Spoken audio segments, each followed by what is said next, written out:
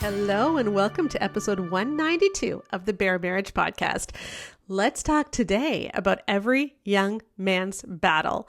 It's the only book that I've ever reviewed that actually had me weeping on the floor. That's how bad it was. And it's time for us to confront how awful some of our resources, especially those aimed at teens, actually are. And today we're going to put a spotlight on the resources aimed at teen boys. So in just a minute, we're going to have some people joining us for a panel discussion.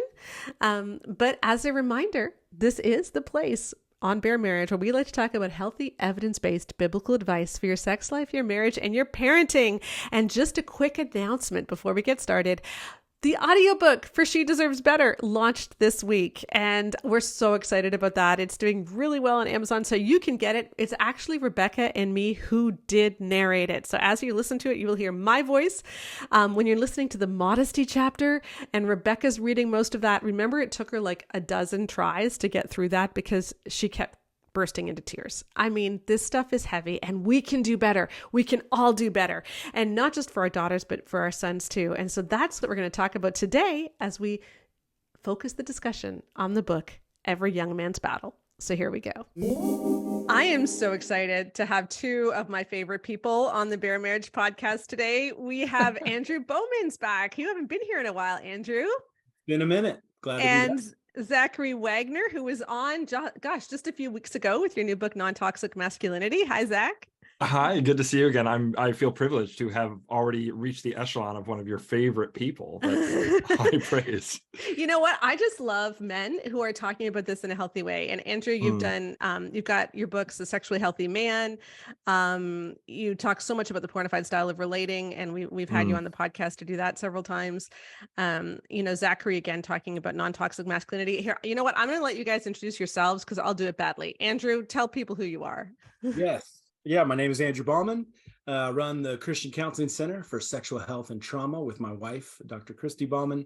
And written about 6 books and currently working on research around women's experience of sexism and abuse in the Protestant church as well, and working on a book on that same topic. So glad to be here. And yeah, love your work and pioneering this conversation. So thank you. And Zachary? Yeah, so I'm Zachary Wagner. I currently live in England where I'm working on a PhD in New Testament. But more relevant to this conversation is the fact that I recently published a book entitled Non-Toxic Masculinity, Recovering Healthy Male Sexuality with InterVarsity Press. And yeah, happy to leave it there. All right. So we are here not to talk about your books, but to talk about another book, which I have read I don't know how many dozens of books over the last few years as we have been delving into healthy sexuality and where the church has gone wrong. And I've been angry at so many of the books. I have written and talked about so many of the books, but there's only one book that made me weep. And that was this one, Every Young Man's Battle. And I wept for the little boys who were reading it. And I could just picture what was happening to them as they read this book. It is truly horrendous. And in this podcast, I want to explain why. This Every Young Man's Battle is still being used. I get emails all the time from people saying, at my Christian school, the grade 9 class is taking all the boys through Every Young Man's Battle, or our middle school youth group is taking the junior high boys through Every Young Man's Battle. So I hear about this constantly, that youth groups and Christian schools are using this as curriculum. So it's not necessarily that boys who are struggling with sexual sin are turning to the book. It's that this book is being pushed on boys, any boy.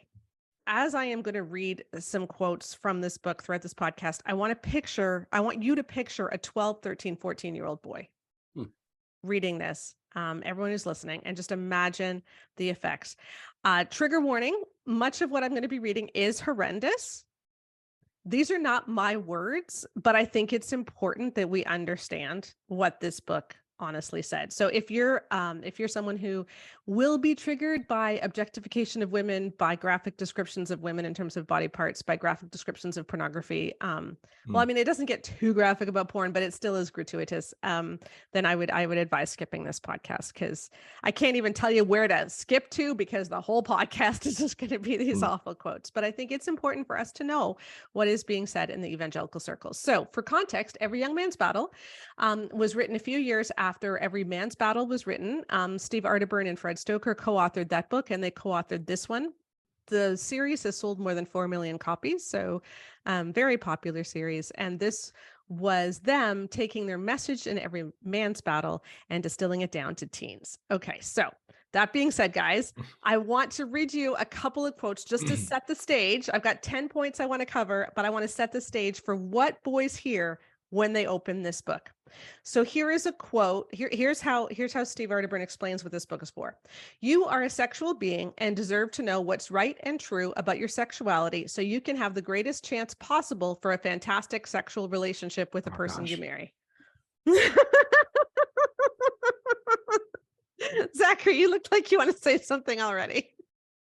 It's been a minute since I've thought about or looked closely at this book. I shouldn't say I've thought about it, but wow, that just really gets it going. And I think it signals the way in kind of purity culture broadly construed, which I think constitutes so much of the evangelical church's approach to sexuality over the past couple decades, or a little more maybe, held out this promise of a great sex life as the why for so much of our just discussion of sexual ethics, particularly to young people.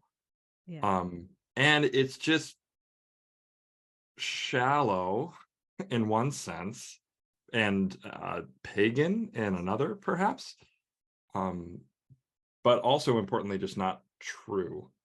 Could be charitable and say, if I'm recalling the quote as you read it correctly, I want you to have the best chance of this.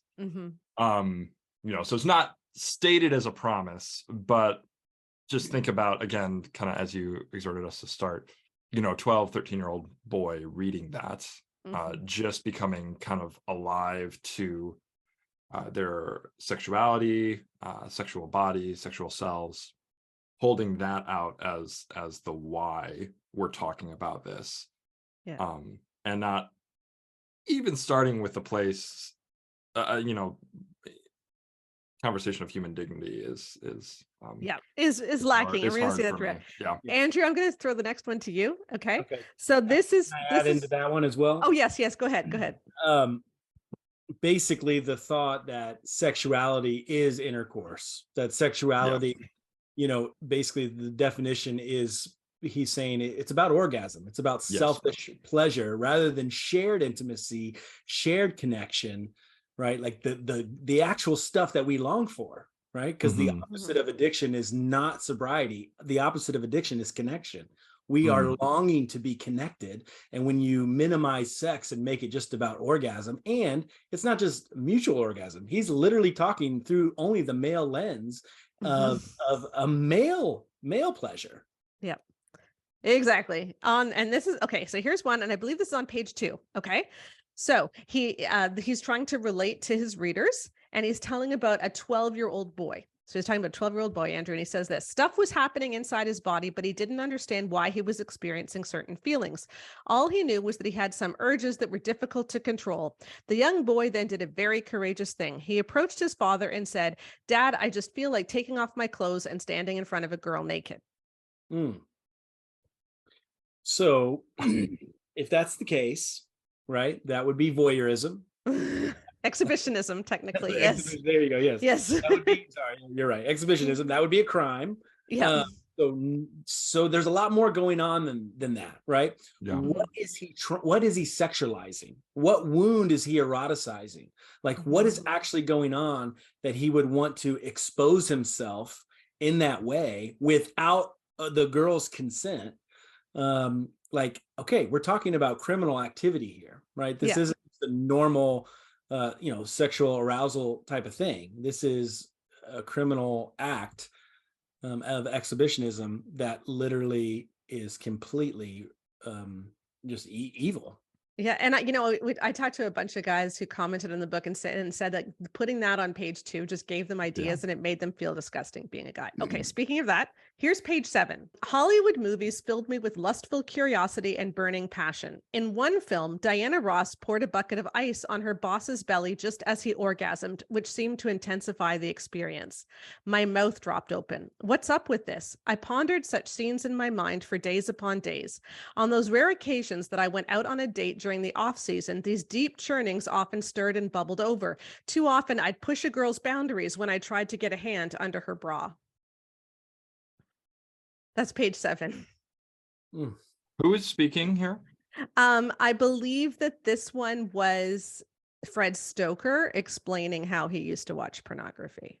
So one of the authors. And if he doesn't deal with his pornographic mindset, if he doesn't deal with his pornographic style of relating, he's literally, in a sense, just promoting this really toxic view of both femininity and masculinity. Yeah.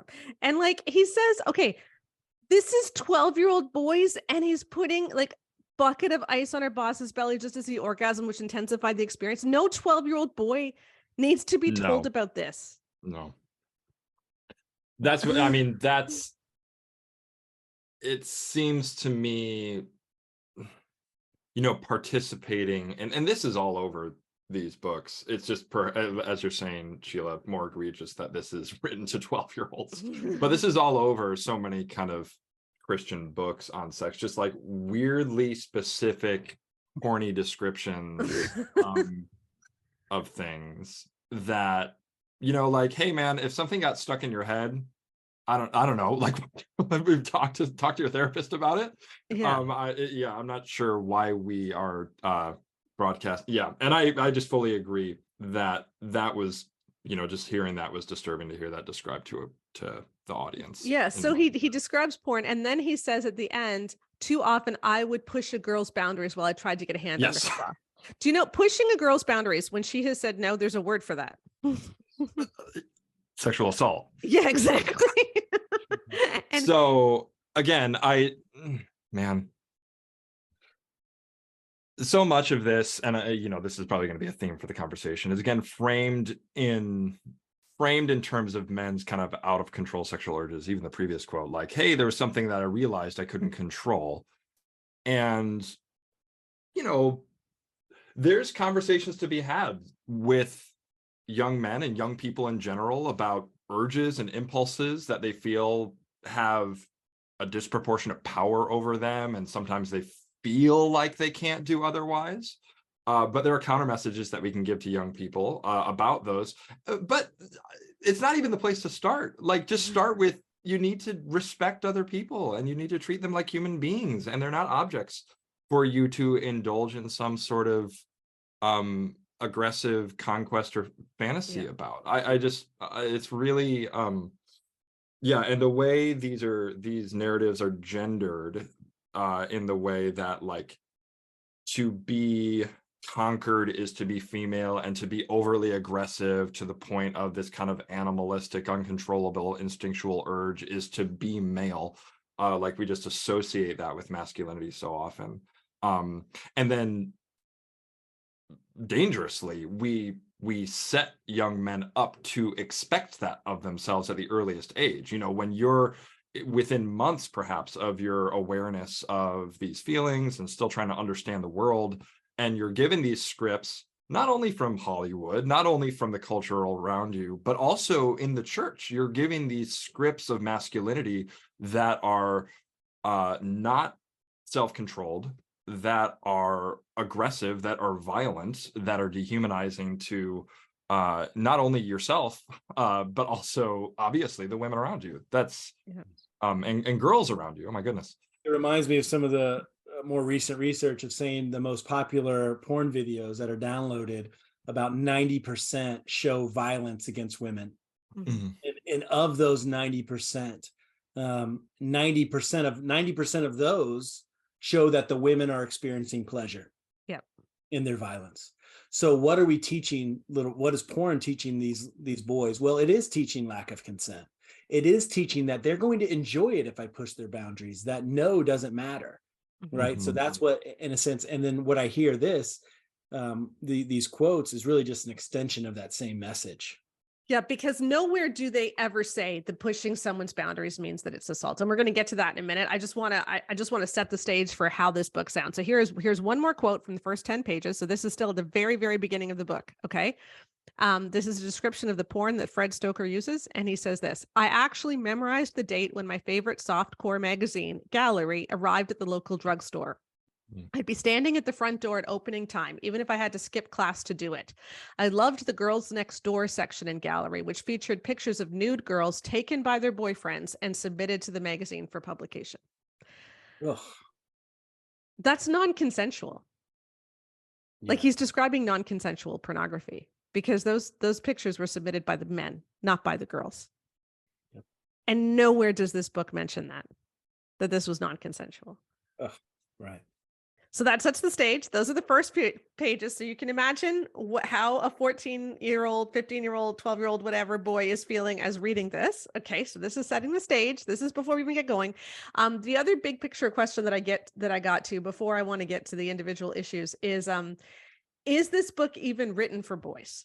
Like, is it even written for teen boys? Because as I read it over and over again, I'm reading the same paragraphs that are in Every Man's Battle, but they just change words to make it sound like they're talking about teenagers. So let me give you an example. He says, we can't expect to practice with a youth band by day and then slide nude under the sheets with a cute keyboardist at night. Now, teenagers don't slide nude under the sheets at night because they live at their parents' houses. So, I can understand like making out in a basement on the couch or like in a car, but you have to wonder, is this even written? Like, did they even think about teen boys as they were writing this? Yeah, most likely not. Yeah. They saw a need, right? I mean, that's literally the question I get asked most. Is there anything for teen boys? I'm a mom. I'm scared for my kid. I'm scared my ex-husband's a porn addict and he's literally grooming my child. Is there any resources? And I'm constantly, like, okay, I'm trying to write one. Like, it's like, there's just not much out there, there's just not much, especially for teen boys and mothers who are terrified of the developing boys. Right. And so I imagine this maybe just came out of a quick need and literally just kind of threw it together because it's disgusting.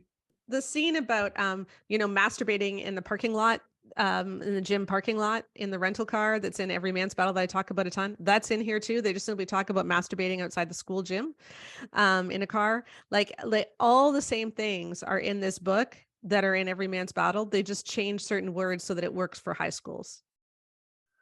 Yeah. And I was just going to add, there is, I think, a massive felt need for a resource like this that is helpful and healthy and humanizing and biblical and all of that. A cynical read is, and it seems evidenced by what you're pointing out about the kind of paragraphs very lightly translated into a teen mode is that the cynical read is that's, I mean, if the market's there, this is how publishing works. It's a cash grab. And I mean, it's the fact that the book exists and it's selling well doesn't mean it's helpful. Yeah, exactly. Because of the especially because of the pressures associated with Christian publishing and the way this stuff works. Correct. I'm parachuting into this podcast right now just to give a special shout out to some of my favorite people, our patrons. Just this week, I heard about a woman who was given a Patreon subscription by her husband for Mother's Day, and she's loving it in our Facebook group. You can join our Patreon for as little as $5 a month and get access to our exclusive Facebook group. We have the best conversations. It's such a fun place. And at higher tiers, you get unfiltered podcasts, merch, and so much more. It's our patrons that allowed us to do our research for She Deserves Better. They funded the survey, and they're funding even more coming up. We are so grateful to be part of this amazing group, and we encourage you to join us at patreon.com/baremarriage. The link is in the podcast notes. Okay, so let's get into my actual issues with the book. So we talk about how it sets up boys to be shocked at the very beginning, which is creepy. And then it's not even aimed at boys, but now let's get the big picture things. Do they even understand intimacy? So I'm going to read you 2 quotes. And Andrew, I'll throw this one first at you because I know this is your big thing, which I appreciate. Men primarily receive intimacy just before and during intercourse. Women gain intimacy through touching, sharing, hugging, and communicating deeply. And then they say later, when you bring yourself to orgasm while fantasizing or viewing women on a glossy magazine page, you have a feeling of intimacy. That's actually the complete opposite definition of intimacy. Right? You're actually creating a disconnect between sex and soul. You're literally splitting, which is what trauma does. And porn is another form of trauma, right? So you're literally endorsing a psychological split that says, I'm going to connect with you physically, but without any type of emotional connection, right? Like that's intimacy is actually the holistic, I'm connecting with you intellectually, emotionally, spiritually, physically, right? Like that's the beauty of intimacy. And we actually, and the good sex that we all long for is that holistic approach to connection rather than bifurcated, just like you are a piece of meat that I will consume. Yeah. And I think what they're talking about is the oxytocin release, but like oxytocin is not a substitute for intimacy. Yeah. Like that's just, and here he gets even more explicit about this later. He says, but don't get the idea that young women think like you do about sex. They don't. They aren't visually oriented like you. Guys give emotions so they can get sex. Girls give sex so they can get the emotions. That's so wrong. Like, what is that saying about boys and intimacy and feelings? Well, again, I think it sets up a script for young men to follow, where they're just these kind of meathead objectifiers of bodies, and I don't know, a penis with a brain attached. That's kind of, it's reducing maleness to this, not even to like a robust definition of sexual beings, just like just like a fixation on orgasm and the chemical releases associated with orgasm. Even if we may see patterns in society or in our communities where men tend to act out in unhealthy ways associated with their sexuality, I think the real problem becomes when we take the worst urges that we've ever associated with some men that we've known anecdotally and make that this is what men are like, and then the exact opposite of that is like this is what women are like, and it works in this really nice kind of like men are from Mars, women are from Venus, just kind of flattening out of the world, if that's the way you need to think about human sexuality, where it's just like putting people in 2 opposite buckets. But it's, oh man, it's go ahead, Andrew. Andrew, I know that a lot of your counseling is actually focused on helping men understand what real intimacy is, because they think sex is intimacy. And what is that process like for guys? So what we practice is, in our men's groups and our marriage intensives, is we do a lot of eye contact. So we about 12 inches apart, and they're staring in each other's eyes, right? The first day we do this exercise, it's awkward. And then we do what's called sentence stems. And so we, it's kind of a fairly quick psychological approach to say what I feel in my body is, and then they say it. And so as they're some of the deepest shame I feel is, and they're just completing those sentences kind of like a metronome, but they're doing it eye to eye, and they're realizing that I am terrified of being seen. I am terrified of being exposed, of actually knowing my true self. And when I can't actually think about it very much because the sentences are quick, right? In a sense, it breaks down all of our normal masks that we hold, and we begin to get more comfortable with actually seeing each other and actually being known, because that's the work of breaking down what we have sexualized and eroticized to make it all about, in a sense, sex rather than actually what we most crave, which is genuine connection. And I find this amazing that this entire book never talks about that. It doesn't talk about how men actually need connection. It just talks about how you are so drawn to sex and you need to control it so that one day you can have a great marriage with your wife. It's a very young adolescent. It's like a 12-year-old wrote the book, right? It's like a very young, but it's saying this is what healthy sex is, rather than, no, that is a very young adolescent view of sex. Yes. What is actually a mature, healthy view of sex is when you outgrow pornography, when you outgrow the pornographic mindset, when you actually honor the other rather than devour or try to conquer. Which is to say, it's boyish.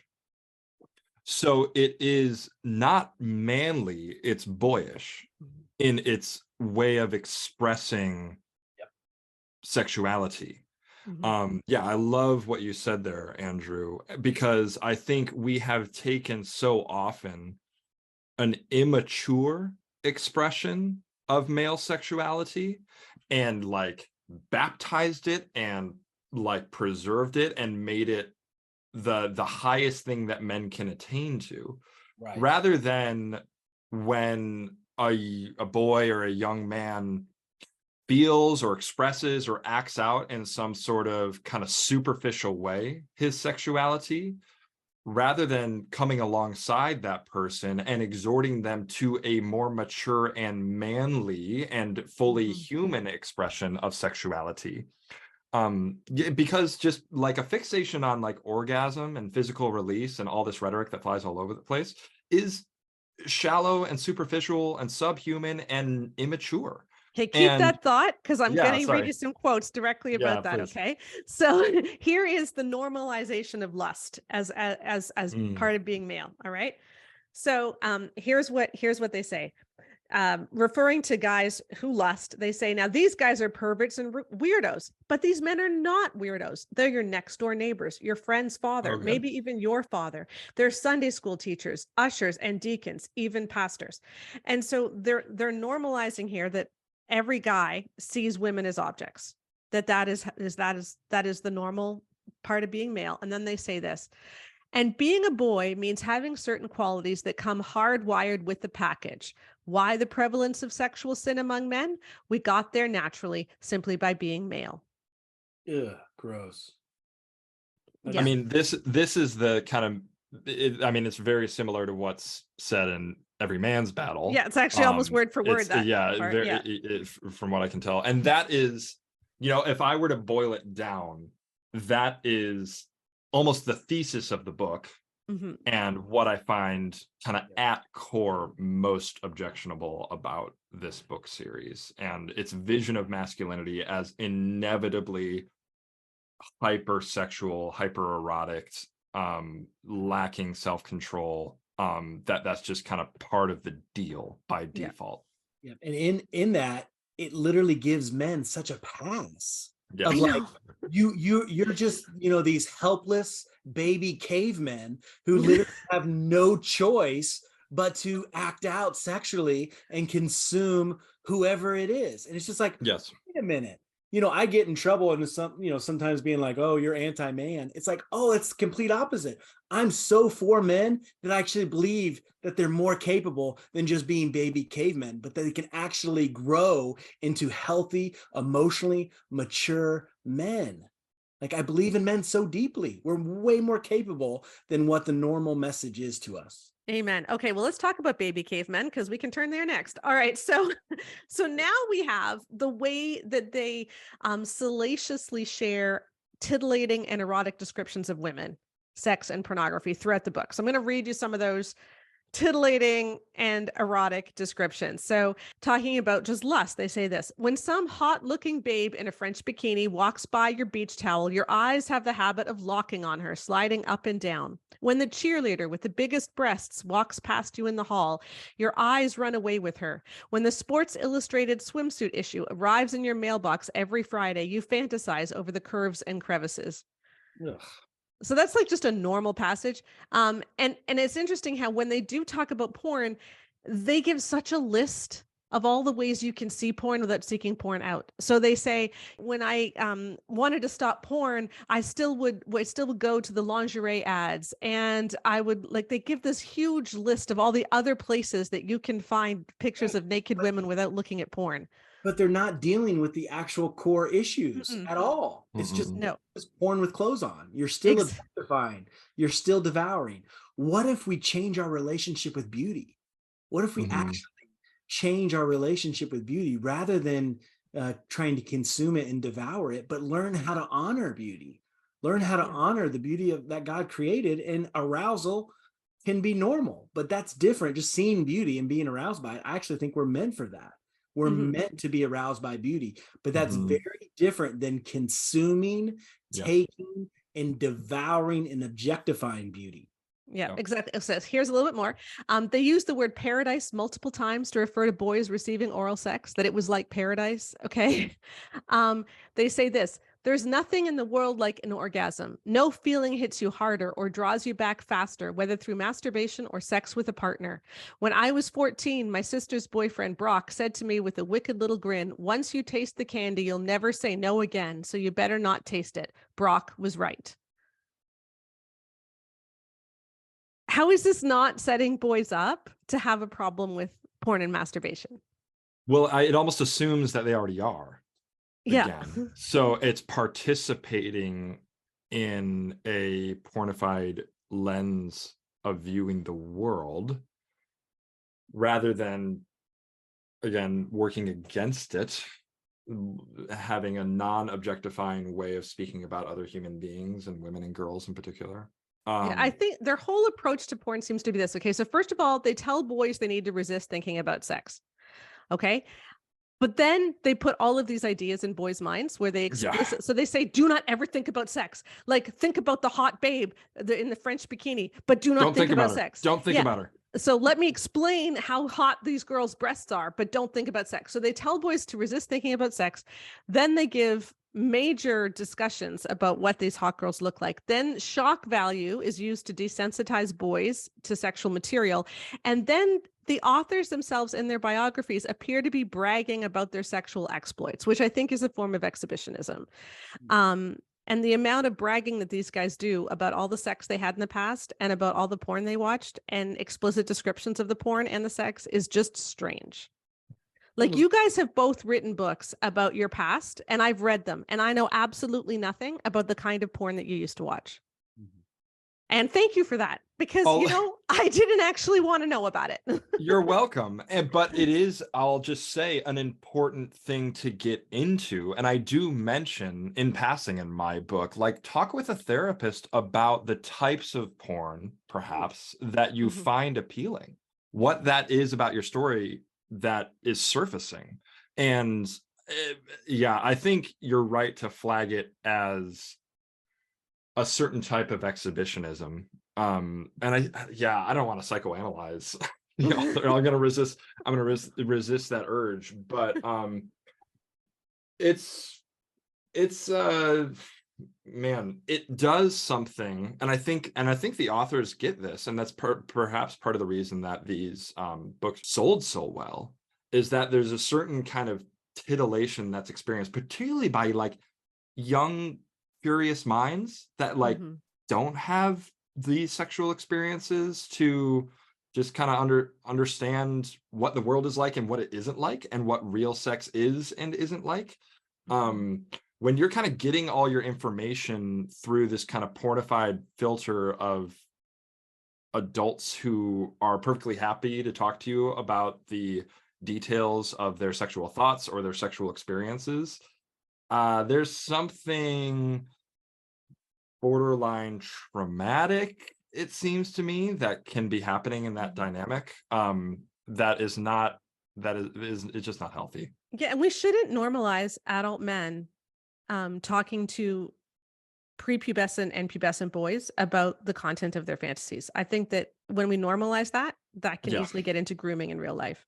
Yeah, it kind of reminds me of the 20 years ago, the Mark Driscoll kind of, he tells it like it is. Oh, it's so cool. He's he shoots. He's a straight shooter. And it's almost that same idea, like they're almost like going against this kind of conservative approach that no one talks about sex. And look, we talk about it. We talk about it so vulgarly, and they almost are swinging this pendulum where they don't even know it, trying to be the cool kid who fits in with the teenagers, who are actually, they're just perpetuating a different type of problem.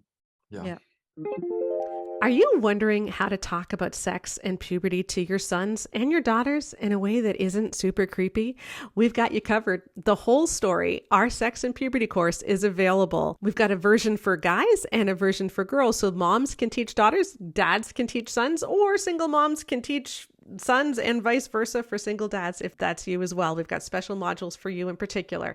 So come check out the whole story, because you can talk to your kids about sex and puberty in a way that isn't body shaming, that doesn't cause lust problems, and that actually focuses on respect. Check that out. The link is in the podcast notes.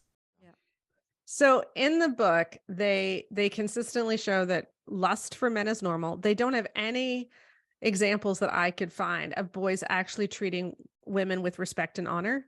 They might have examples of guys stopping lust, but never actually deliberately treating women with respect and honor, which we'll come back to in a minute. When they do talk about girls, they basically blame them for boys' sin. So here's just one example.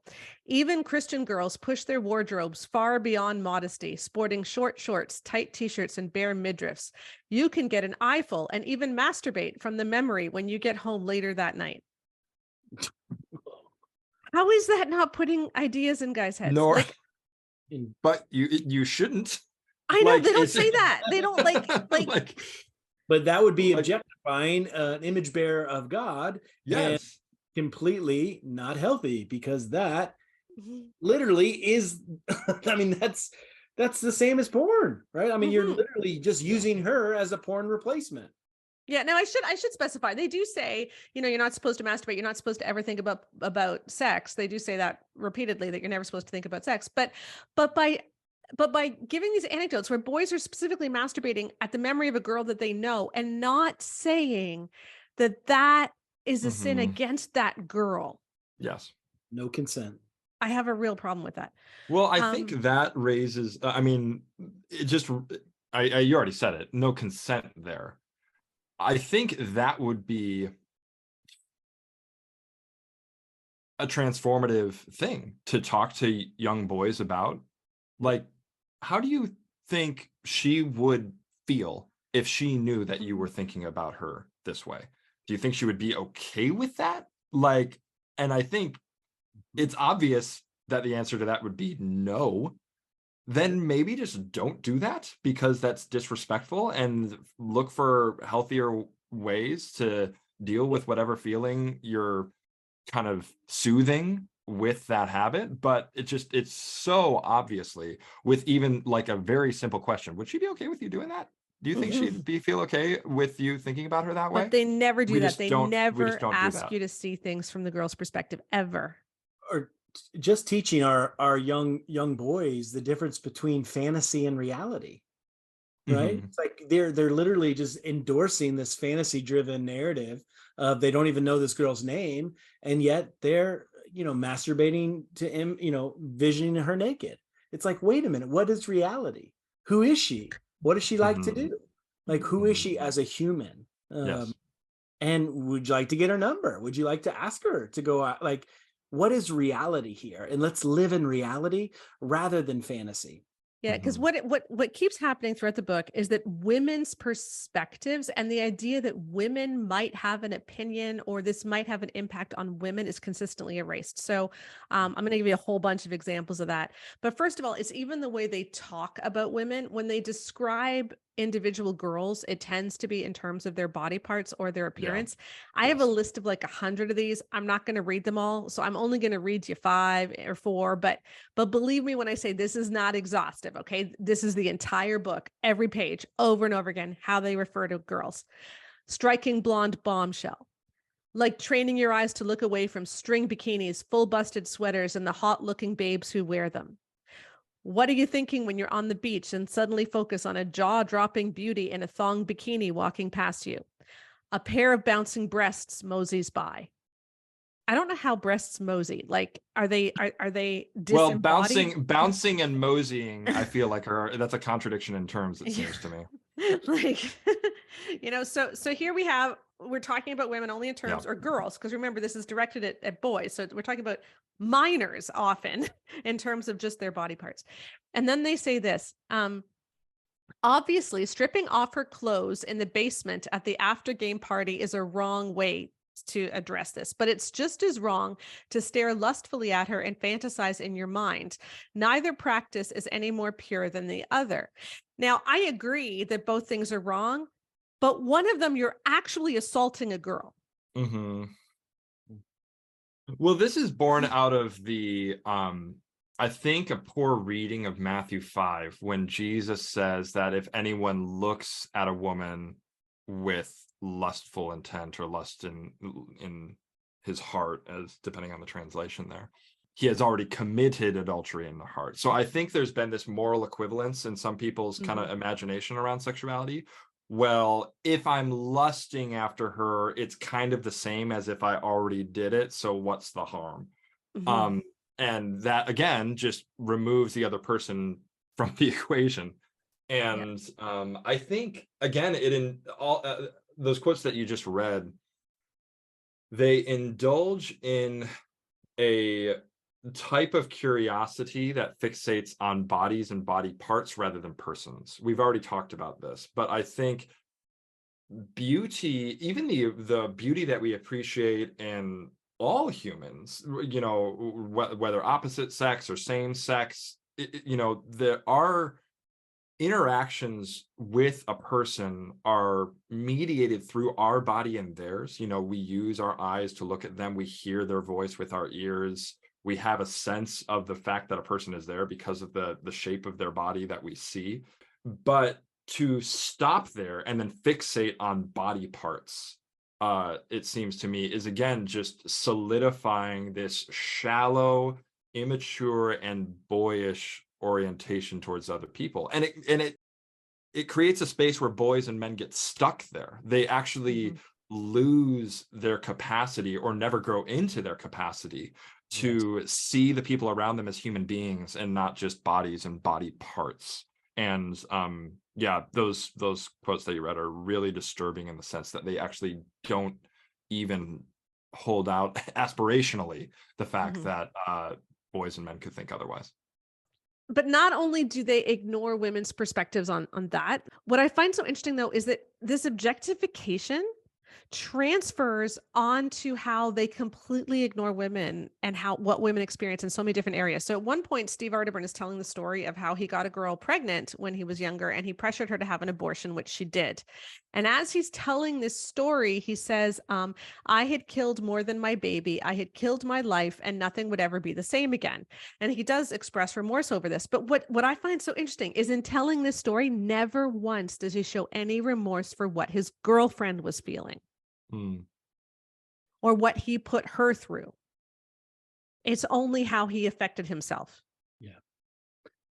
And isn't that the norm of so much of church leadership? We don't actually think about the impact on women because we don't value women's voice. We don't value women's experiences because it's about us. If it's true that it's 87% of churches, Protestant churches, are male led. Right? It's like we're just going to be thinking through our own life experience. We're just going to be thinking about ourselves, and we're not listening or honoring women's voices when our theology is literally laced with misogynistic ideas, right? And just twisted scripture. Women's opinion doesn't really matter. Yeah. Speaking of those misogynistic ideas, the only times in the book where they show any signs that you're supposed to respect a woman because she's a woman, it's actually not because of her sake, it's because the relationships that she has with other men. So for instance, when he's telling boys that they have to be careful what they do with girls on their dates, it's because of that girl's father. So remember that she has a father. Okay.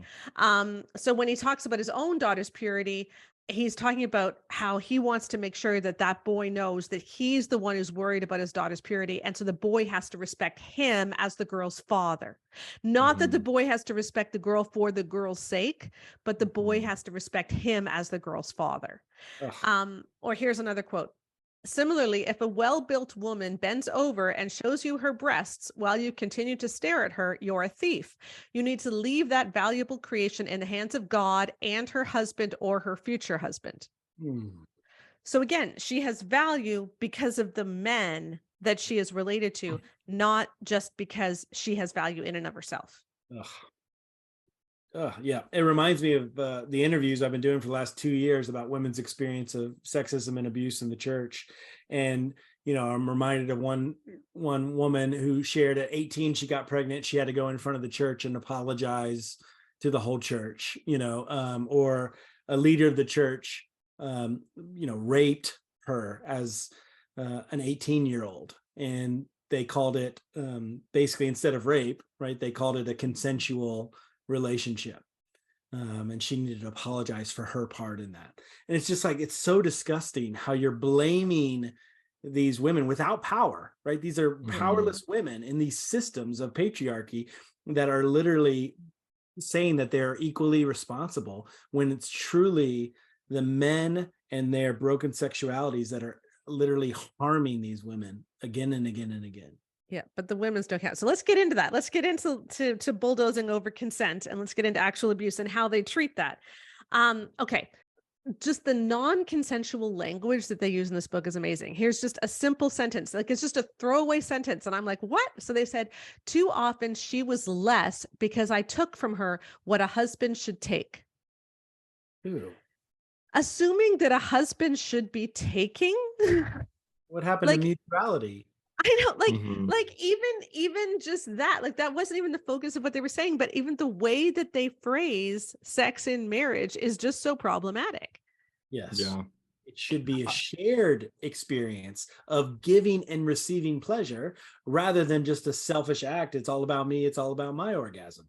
Yeah. And I would say, interestingly, you know, David and Bathsheba, and then also Joseph and Potiphar's wife, in both instances, the sin in David's case and the potential sin is framed as a sin against God, not merely against Uriah, because, like, oh, David, you stole. I mean, that's discussed, like with the discussion with Nathan.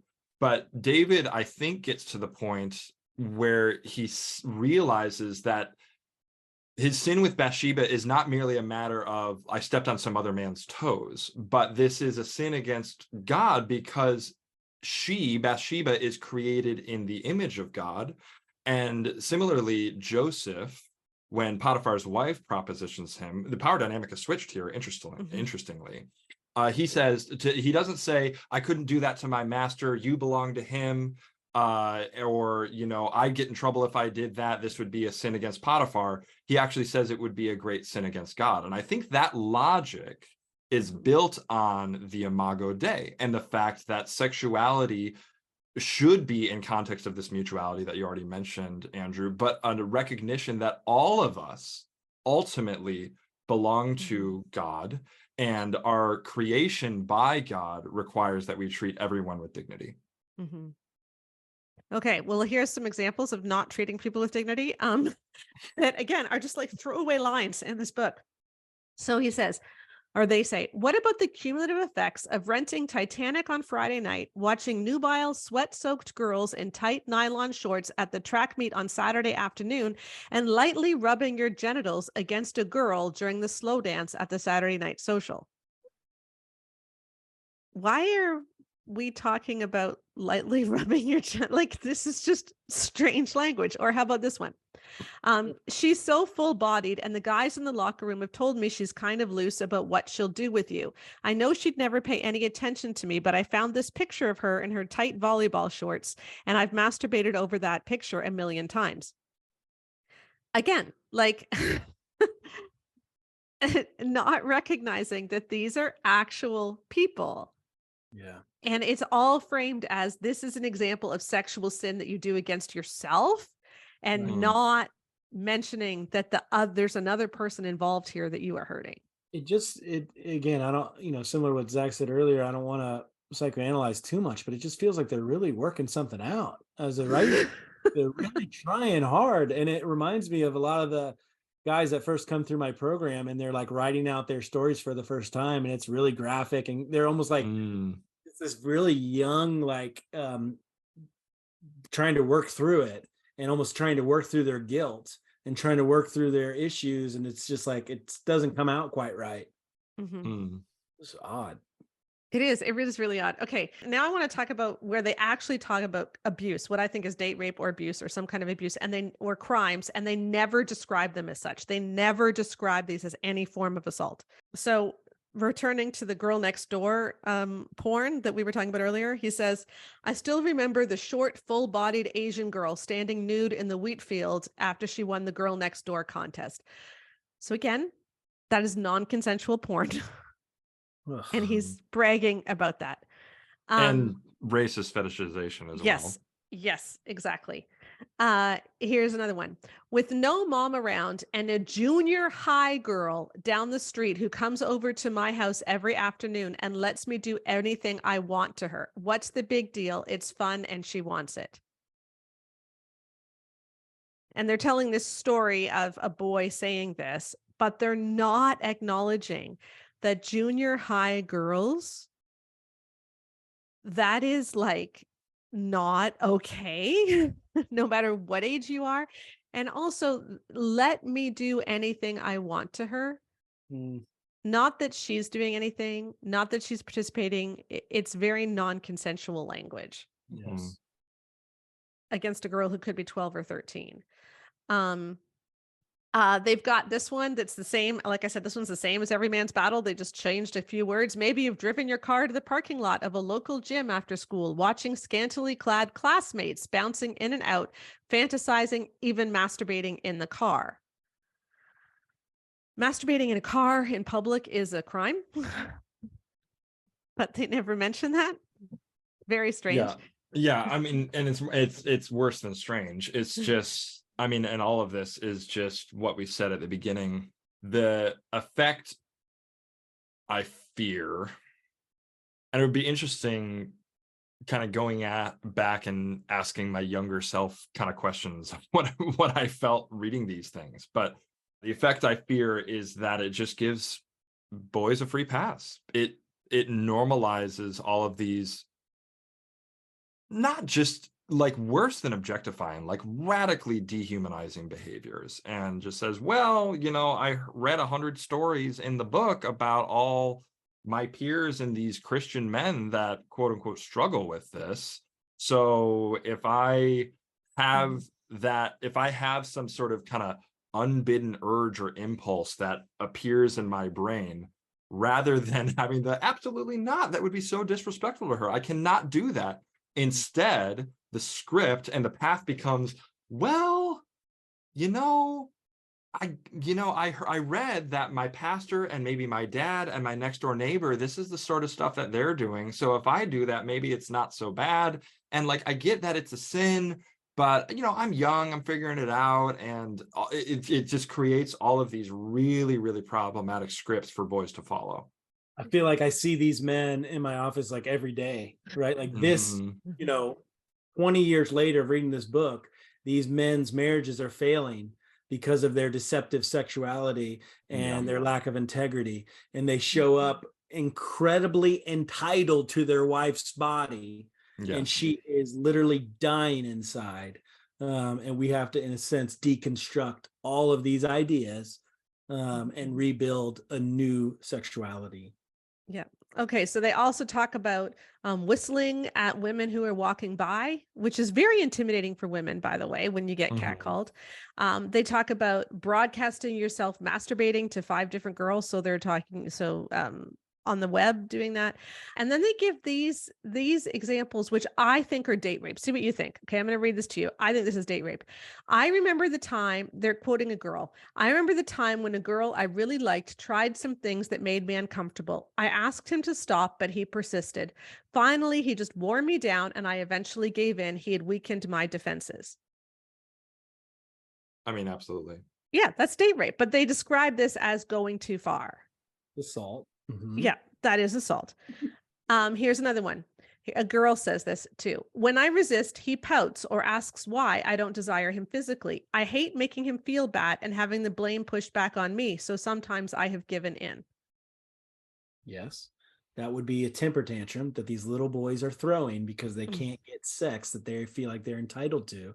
Yeah. And they guilt and manipulate their girlfriends to, in a sense, make them feel better, which is so wrong in so many ways. And Well, again, and also a dynamic that I should say exists in many marriages. This isn't just a teen thing. The kind of like pouty husband who emotionally coerces and manipulates. You know, you can act out sexual entitlement without being domineering and aggressive. Yep. And I think that is an important thing for men to consider. You know, just because you're not loud and boisterous or physically forcing anything doesn't mean you're not acting out of a sense of entitlement or creating.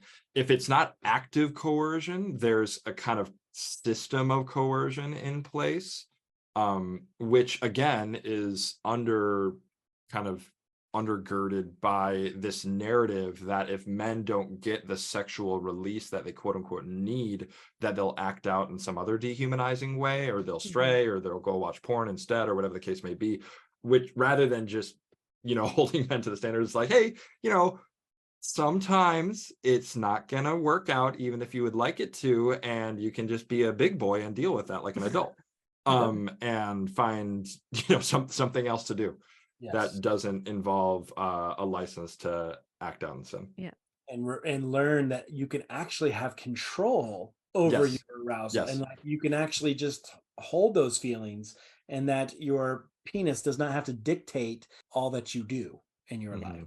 I just find it amazing, given the prevalence of date rape among teen couples, that they could use examples like that and never mention date rape. They never talk about how to identify when something is coercive or not, when you might be coercing your girlfriend. They never talk about what she may be experiencing. They never talk about any trauma she may have. They're simply framing it as, you don't want to get into sexual sin. Ugh. When was this published? I think it was like 2004, 2006. Okay. But again, still being used today in Christian schools. And not meaningfully like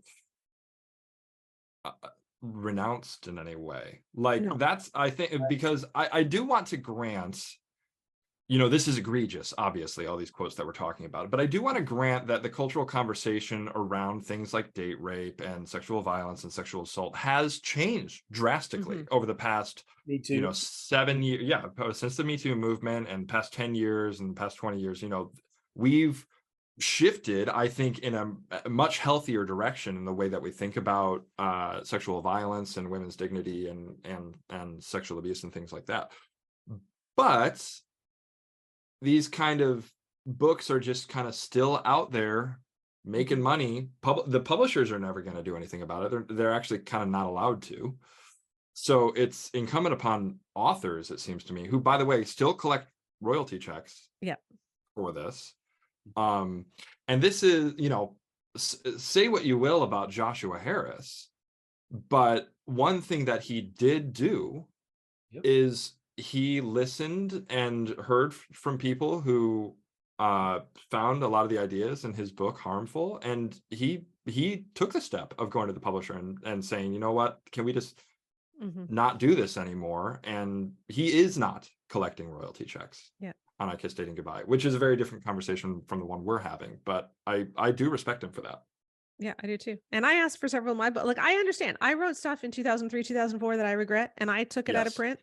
You know, I asked the publisher to take it out of print. So like, I get that. I get that it wasn't perfect. The problem I'm having is that people are still using this. And Steve Arterburn has never apologized for this. Yeah. And even if you look at his website today, if you look at the way he talks about this today, it is still not about respecting women. It is not about dignity of women. It is simply about, if you sin sexually, you have sinned against your own purity. She seems irrelevant. He has a page on his website about bouncing your eyes, where he talks about how you need to make a list of your enemies, and included in that is female joggers. So he calls female joggers his enemy. So dehumanizing. Yeah, it really is. Okay, so Andrew, we're going to get into something that you love, which is, what is the root out of this? What does every young man's battle say is actually the way out of sexual sin? Because this is what you love. This is what you do, is like, how do we get healing? So, hey, maybe they'll do this right. Yeah. Okay. So basically their way to overcome lust is effort, effort, effort. Yes. Everything is about effort.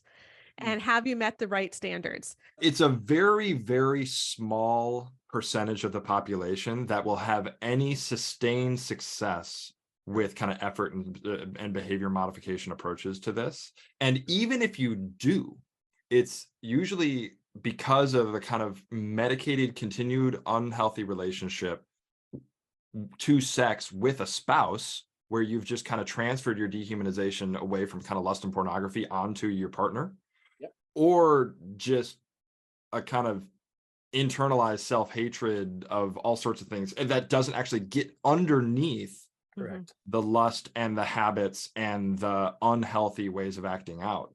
Because there is always going to be a story of some guy. I'm sorry, I feel like I kind of interjected, and I know you're talking to Andrew, like, because this is just from my story. There's always some testimony in church of some guy who's like, I got the accountability partners, I got my my software on my computer, and I memorized those verses, and like, darn it, I haven't masturbated in a decade. And everyone's like, wow, it can happen for us too. And but the thing is, you know, so many men, and I would have put my younger self in this category, and that's kind of why I'm interjecting here, who get all of this messaging and believe that it's possible because they've heard the stories that it's possible, but without doing the kind of deeper, harder soul work, it's just not going to work. Yeah, and that's the problem, is the deeper stuff is gone. Okay, Andrew, I'm going to read you the 4 things that they say will help you defeat lust. Okay, number 1, make a strong decision to not stop short of God's standards. Woo. Number 2, join an accountability group that allows for the honest expression of feelings. Number 3, continue an active, ongoing relationship with God that involves worship and prayer. And number 4, become aware of how various media like magazines, cable TV, videos, internet, and catalogs affect your sex drive. Great. That's it. It didn't work for me. It's great. Like, we can white knuckle it for a little while, right? Yes, like, just a little while. I remember all the things I would do for my 13-year addiction to pornography, and all the guilt and the prayers, and it's like, it didn't work, right? Accountability group, where we'd literally just walk into the church, we'd confess that we masturbated and relapsed. We'd all say, yeah, oh, sorry, dude, you're awesome, you know, still. And then we created this thing called the jackpot. If you masturbated, you had to put $5 in the church ceiling. You know, it's like, it's just the jackpot. Oh my gosh. Yeah. Sorry, that took me a second. Yeah, right. Like, it didn't work. and yet there's a beauty there, right? We're trying, our hearts are good. We're in a sense trying to defeat this with the tools that were given to us. Okay, but hold on a second. I want to get to, because this is one of the reasons that I wept when I read the book, is because that's the whole point. Your hearts are good. Exactly. These boys are desperately trying to stop. Exactly. They want to stop. And this is what they're given. They're not given the tools. All they're given is guilt and shame. Yep. Yeah. Bingo. It doesn't change us at all. It only leads us further into addiction, because you know, we're still looking to numb that pain. So we have to get to the pain behind the porn, behind the action. What is acting out here? What is being eroticized? Why, you know, why are you drawn to this type of porn? Well, it says something about your story. It says something about your woundedness. So will you be curious rather than judgmental about what you're drawn to? Because you are acting out something deeper. You are acting out a deeper trauma. Yeah. And Yeah. how have you used porn to soothe yourself so that you don't have to deal with some of those other things? And it's like, until you deal with other things, you're not going to be able to defeat this. And then, but then as they are telling boys, and they have like this zero tolerance policy, like you can't even look at Yes. girls. You have to act like a dweeb in front of the girls you're attracted to, so they won't pay any attention to you. I'm not kidding. They actually say that. They tell you to act like a dweeb. Um, they tell you that you're not allowed to ever look at anything that makes you think about something sexually. So you should not watch TV at all. And because you don't want any sexual thoughts. And yet this entire book is giving guys sexual thoughts. Like they open the book Yeah. talking about pouring ice on a guy's belly so his orgasm is more intense. And then they tell you that you're not supposed to do or read anything that might give you sexual thoughts. Like this is crazy. Okay. And then they make boys feel guilty for normal things. Let me read you this. When you see a hot movie scene, is there a twitch below your belt? What are you thinking when you're on the beach and suddenly focus on a jaw-dropping beauty in a thong bikini walking past you? Yes. So I just want to share, years after maybe a decade after my addiction had stopped, married, and a beautiful woman, we're in Vancouver, Canada, beautiful woman walks by, catches my eye. I look up and I go, wow, she is beautiful, to my wife out loud. And my wife looks up and she goes, wow, she really is beautiful. Mm-hmm. And then that was it, right? Conversation done. Yep. Why did that act like that? Well, I noticed the beautiful woman. My wife knew I wasn't going to go to the bathroom, fantasize, masturbate. She knew I wasn't going to devour her. All I did was I noticed a beautiful woman. I acknowledged beauty when I saw it. My wife, wow, she really is. And that was it. Conversation over. Because I was going to honor the beauty that I saw. I wasn't going to devour it. My wife trusted me that I wasn't going to go devour it. Right? Like you can't just guard yourself from anything that you find beautiful or arousing. Like that's not going to work, bouncing your eyes forever, because then it's just another form of dehumanization and objectification. Yeah. And if I could add to the kind of this conversation about, I think we so badly crave in the church sometimes these like 5-step approaches or 5-step plans out of shame and sin and whatever compulsive or addictive behavior we might be struggling with. But so often it just amounts to a type of work salvation, it seems to me. Like something I say is that kind of in this every man's battle world, Jesus isn't your salvation. Marriage is salvation. Like sex is salvation. And this marriage and sex in marriage is going to save you from your loneliness, from your sexual sin, from just sin in general. Like male kind of sin is reduced to this sexual framework, and marriage is how you become free from sin in this. But then the way you get there is like marriage is salvation, and salvation is by works. So you follow the rules and you white knuckle it and you try your best to earn that salvation, to attain to a kind of pure, I mean, the opening of the book, as you read, like, I want you to have your best chance of a fulfilling sex life in marriage. You try to attain to that, but the law kills, but the spirit gives life. Yep. Exactly. Jonathan Pokluda, a megachurch pastor out of Texas, when he writes about porn, one of his ways of recovery from porn is to aim to get married quickly. Yep. I mean, what you're talking about, the idolatry also doesn't work, by the way. The idolatry of marriage, right? Or the idolatry of sex. That's all that is this idolatry that this is going to save us. This is going to be our God, right? So we move from, porn being our God to then our wife being our God, or sex being our God. Not your wife, your wife's body. It's not even your wife. It's just, just the parts.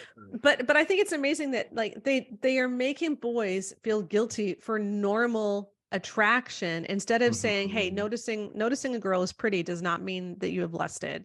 Let's talk about the difference between noticing beauty and devouring beauty. I love that, Andrew.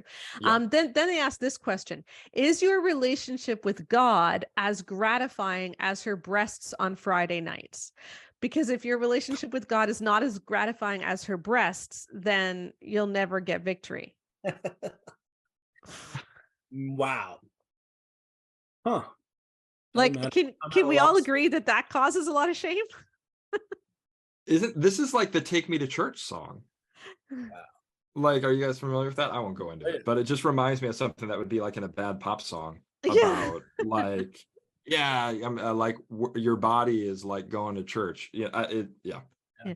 Okay, now the one part where I think they were honestly trying to get this right, they just really missed the mark here too. So they had talked all about willpower, willpower, willpower, Mhm. but then they talk about how we need authenticity and they're really confusing authenticity and integrity, and they're missing the entire Mhm. point.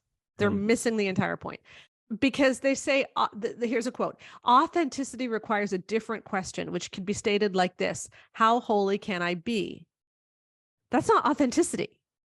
That's acting with integrity is to act according to your beliefs, right? And according to your values. But authenticity is just being open and honest with people and not hiding things. That's not the same thing. Mm. And it's like they don't even understand how authenticity and integrity both come and play in healing, but they get them completely mixed up. I don't think they even know the definitions. Yeah, totally. And I would even argue, honesty is not the same thing as authenticity, right? Yeah. You can be Mhm. honest without being authentic. You can be Mhm. honest without being vulnerable, right? Hmm. Authenticity comes with a form of vulnerability that you're no longer in control, that you actually surrender your own power for the sake of relationship in the other. Mhm. And I don't hear that at all.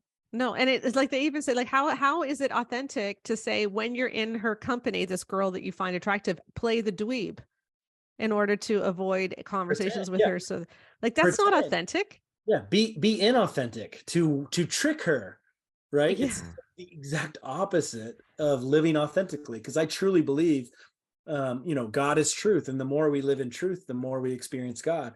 And I truly think when we live authentically, we actually defeat the need for using porn, right? Because if I'm authentic when I'm using porn, then I'm going to say, oh, wait, I'm actually contributing to sex trafficking. I'm actually objectifying image of God. I'm actually using this to hide from myself. Like if I tell myself the truth, then it's going to take away what porn is doing for me, right? If Hmm. I live in truth in that moment. So when I'm actually in my addiction using, I want to lie to myself as much as I possibly can. I want to live in that fantasy world because reality actually diffuses what I'm doing. Hmm. Mhm. Hmm. So they really just have no clue. Like that, this is what I find so frustrating is they've written all of these books about how to win the battle and they have no clue how to actually win the battle. Like at one point, Steve Arterburn actually says in the book that he used to have a very objectifying way of looking at women and now he doesn't. And the simple fact I cannot see any evidence in any of Mhm. his books Yeah. that Did he you no write longer this, bro? objectifies Like, women.